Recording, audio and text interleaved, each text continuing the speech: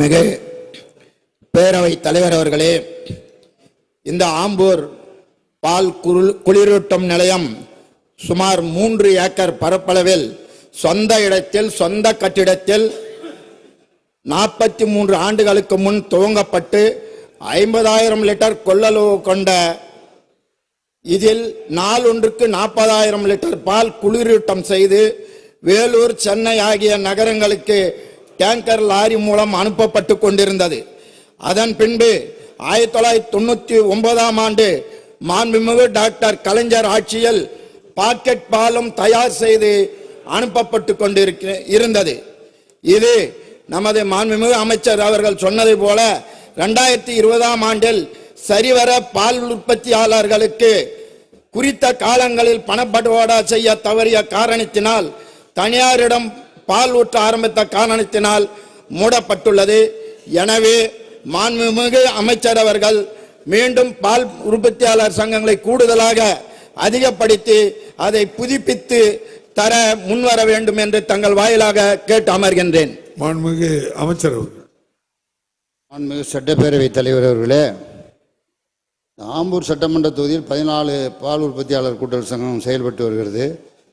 வேலூரிலிருந்து திருப்பத்தூர் மாவட்டம் தனியாக பிரிக்கப்பட்ட பிறகு அங்கே ஒரு யூனியன் ஆரம்பித்து பால் மிக சொற்பமாக வருகிறது, 19 லிட்டர் தான் வருகிறது.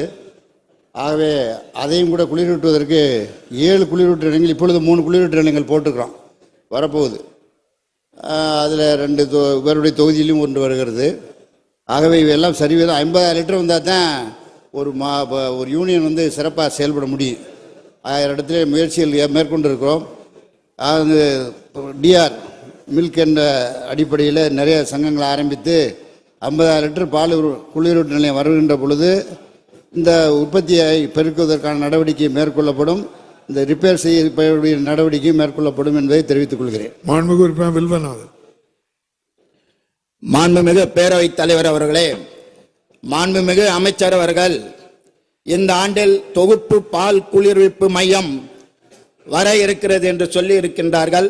அதை குறிப்பாக ஆம்பூர் தொகுதியில் 1 வழங்க வேண்டும் என்று கேட்டுக்கொண்டு, மேலும் ஆவின் அலுவலகம் திருப்பத்தூர் மாவட்ட ஆட்சித் தலைவர் அலுவலகத்தில் வாடகை கொடுத்து இயங்கி வருகிறது. இது நாள் வரை திருப்பத்தூரில் பாதுகாப்பு அறைகள் இல்லாத காரணத்தால் ஆம்பூர் குளிரூட்டும் நிலையம் கட்டிடத்திலேயே பால் உற்பத்தி பொருட்கள் மற்றும் ஐஸ்கிரீம் வகைகள், மினரல் மிக்சர் தீவனம் மற்றும் தளவாட சாமான்கள் ஆகியவை பால் குளிரூட்டும் நிலையத்தில் இருப்பு வைக்கப்பட்டு தினந்தோறும் சுமார் 45 கிலோமீட்டர் எடுத்து செல்லப்படுகிறது என்பதை தெரிவித்து, இந்த அலுவலகமும் இந்த பாதுகாப்பு அறையும் ஒரே இடத்தில் இயங்க அமைச்சர் முன் வருவாரா என்பதை தங்கள் வாயிலாக கேட்டு அமர்கிறேன். மாண்புமிகு அமைச்சர் அவர்கள். மாண்புமிகு பேரவைத் தலைவர் அவர்களே, இந்த பாலூர் குளிரூட்டு நிலையங்கள் வந்து 3 இந்த தடவை திருப்பத்தூர் மாவட்டத்திற்கு கொடுக்கிறோம். அதில் 1 நம்முடைய ஆம்பூர் தொகுதிக்கு கொடுக்கப்பட்டிருக்கிறது, வரும் கொடுக்க போகிறோம். ஆனால் பால் உற்பத்தி மிக குறைவாக இருக்கிறது, 19 லிட்டர் தான் வருது. அதை வந்து வேலூருக்கு மற்ற ஊருக்கு நம்முடைய பால் புளிப்புத்தன்மை அதிகமாக ஏற்படுது ரொம்ப தூரங்கள் போகிறதுனால.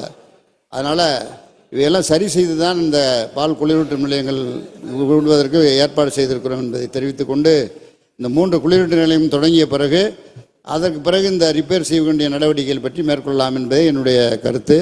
ஆகவே அந்த அடிப்படையில் செயல்படுத்த முடியும் என்பதை உறுப்பினர்களுக்கு உங்கள் மூலமாக தெரிவித்துக் கொள்கிறேன். மாண்புமிகு உறுப்பினர் K.A. பாண்டியன். மாண்புமிகு பேரவைத் தலைவர் அவர்களே, கடலூர் மாவட்டத்தில் பால் குளிரூட்டு நிலையம் சேத்தியா தோப்பில் தான் உள்ளது. இது சிதம்பரம் தொகுதியிலிருந்து சுமார் 25 கிலோமீட்டர் தொலைவில் உள்ளது. சிதம்பரம் தொகுதியில் சிதம்பரத்தில் உசிப்பூர் ஊராட்சியில் பால் கூட்டுறவு சங்கத்திற்கு சொந்தமான 7 ஏக்கர் நிலம் உள்ளது. சிதம்பரம் அதை சுற்றியுள்ள பகுதிகளில் 10,000 லிட்டருக்கு மேல் பால் உற்பத்தி செய்யப்படுகிறது. எனவே சிதம்பரம் பகுதியில் ஒரு பால் குளிரூட்டு நிலையம் அமைத்து தர வேண்டுமாய் மாண்புமிகு பேரவைத் தலைவர் வாயிலாக அமைச்சர் அவர்களை கேட்டுக்கொள்கிறேன். மாண்புமிகு அமைச்சர் அவர்கள்.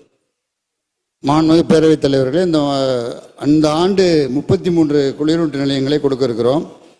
அதில் ஒவ்வொரு மாவட்டத்திற்கு ஒரு குளிரூட்டு நிலையம் என்று வருகின்றது. 27 போக ஏதாவது சில இல்லாத இடங்கள்ல அதிகமாக கொடுக்குறோம், 1க்கு பதிலாக 2 கொடுக்குறோம். ஆகவே நம்முடைய உறுப்பினர் அவர்கள் சிதம்பரம் தொகுதியிலே எந்த பகுதியிலே போட வேண்டும் என்று அவர் விரும்புகிறாரோ அவர் சொன்னால் பால் 10,000 லிட்டர் வந்தால் நிச்சயமாக போடலாம்.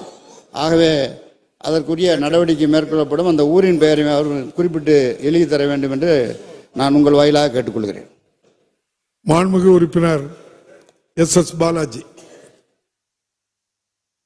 மாண்புமிகு பேரவைத் தலைவர் அவர்களே, திருப்போரூர் சட்டமன்ற தொகுதிக்கு உட்பட்ட